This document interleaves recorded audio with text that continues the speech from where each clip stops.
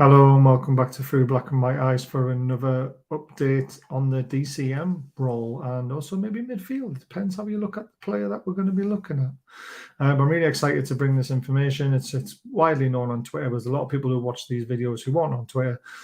So it's good that we just carry on flowing the information and keeping it going 2-3 times a day. Well, once every 2-3 times in a week, I should say, really. I don't want to keep flooding you with loads of stuff when you can read it yourselves most of the time, but I think it's just nice to do some videos on some important stuff. Some of the information I've had recently and put out, the scouts have been over to see him, and apparently he's way down the pecking order now. Unfortunately, they think his attitude might not be to the level that they want it to be at, that he loses his head in important situations, and that's what costs him a lot of his yellow cards and potentially putting the team at risk. Absolutely devastated if that is absolutely 100% true, but this is what I was told, and I'm gutted for the lad because I think he's going to be a superstar. I really do, and we might regret not going for him. But you never know. But there's so many players that we're linked to. There's so many great players we're linked to as well, and two of them are on. We're going to be discussing very, very shortly. But first of all, 2 fixture changes, and finally the rearranged fixture of Brighton has been decided. Thursday, the 18th of May. It's also live on Sky Sports, and it's a 7:30 p.m. kickoff. Bit of a strange time. It's normally 7:45 or 8 o'clock, but we're 7:30. And then the Leicester game, our last home game of the season, on the 22nd of May, is on Monday. I'm absolutely gutted because I was hopefully going to get tickets for that game, but now it's been moved to a Monday. I think I'm at work, so I'm screwed. Absolutely gutted. But for all you guys, get these dates in your diary. The 22nd of May, 8 p.m. kickoff. It's also live on Sky as well. Gutted they've changed that one. I really wanted to make the Leicester game. I might make the Brighton game now, although you never know. Right, on to some information. Again, it's been widely reported, but it's always good to let you know for people who aren't on Twitter. The club are looking to expand the training ground further by extending the front to include spaces for an extended gym, altitude climate room, and offices to house the recruitment team. Finally, things are falling in place. We're going to get all the right equipment. Players' recovery time should shorten. Things are moving in the right direction. But what does that mean for the future, though? Because everyone knows we're looking to build a massive complex when it comes to training facilities, and the area and the space and the land that we own at the moment isn't big enough to house what they want to do. So how far is this going to set that back? Obviously, the question is, they're spending a lot of money on it. So I don't think we're going to get a new training complex, which I believe where Jamie Rubin and Rubin's brothers own the land would be Newcastle Racecourse, like next to it. There's a lot of land up there they can use. And that's where I believe the new training complex will be finally built. When? It's a good question. Nobody knows. But I think it'll be put on the back burner a little bit because of all the extra work that they're putting into the current training facilities. But they do want a world-class training facilities eventually, and that means moving it to a different area where there's enough land to build a stadium which the reserves team will play in, the women's team can play in, players can train comfortably, have all the technology they need to recover and to adapt their games and all the analysis and all this sort of stuff.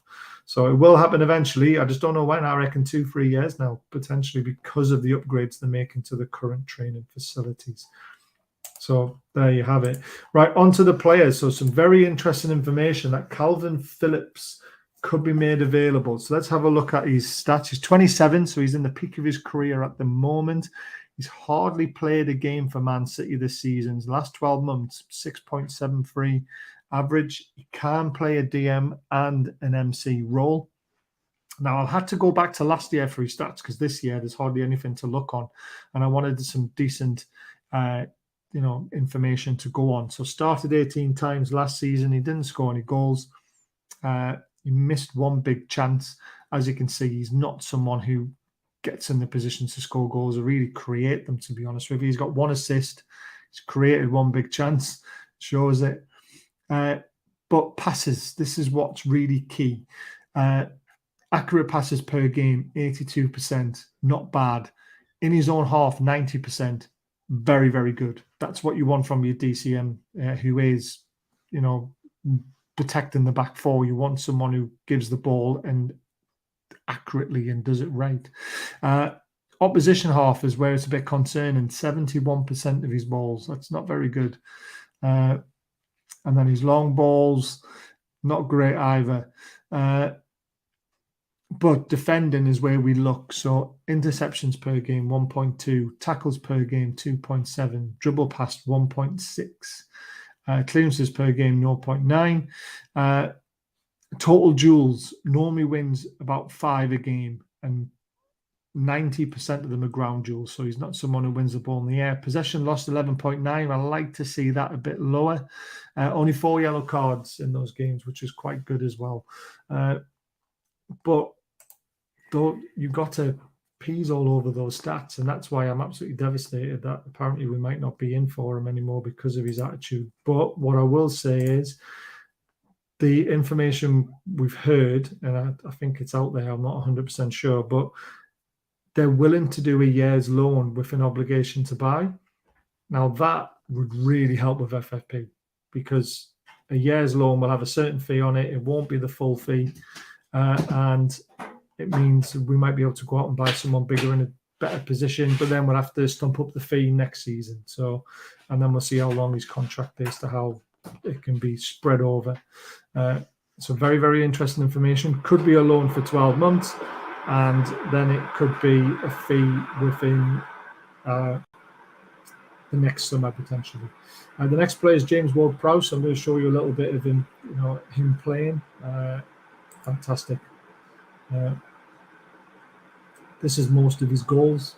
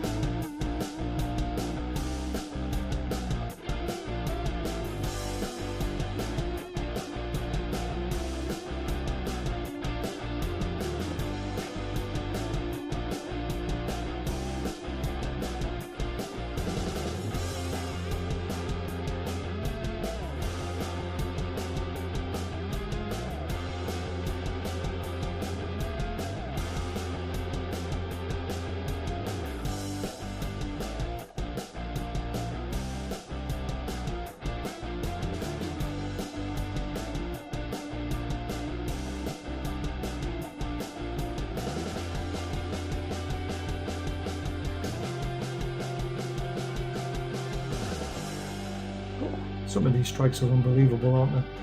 Look at that. People just think he's a free kick specialist. I mean, yes, he's a dead ball specialist, but he still gets into positions and creates. Look at that pass. And he's deadly from the spot, and he's deadly from his free kicks, isn't he? There's the unfortunate one against us. Look at that cross for that header. And that cross. Just gifted. And that is just class for against Palace.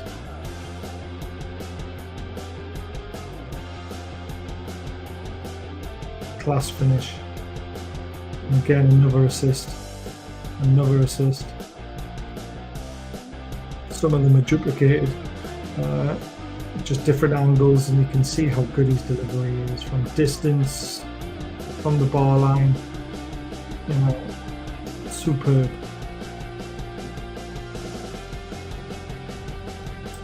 So James Ward-Prowse, everyone, what do you think? I mean, I know you've seen him a lot in the Premier League. You would have seen a lot of that action in what he is. The one thing that worries about me with him is his pace. Does he have it and the intensity to be able to play the Eddie Howe way? That's the one thing that concerns me. Let's have a look at his stats for this season so far and break it down a little bit. He's 28, so he's in the peak of his career. He's an MC. His strengths are passing, direct free kick and playmaking. We've seen some of the passes he's played and laid on the plate. 7.19 average in the last 12 months. 7.23 this season for a team that's bottom of the league, and he's averaging 7.23 is fantastic. He started all 31 games. team of the week 4 times. He's got 7 goals.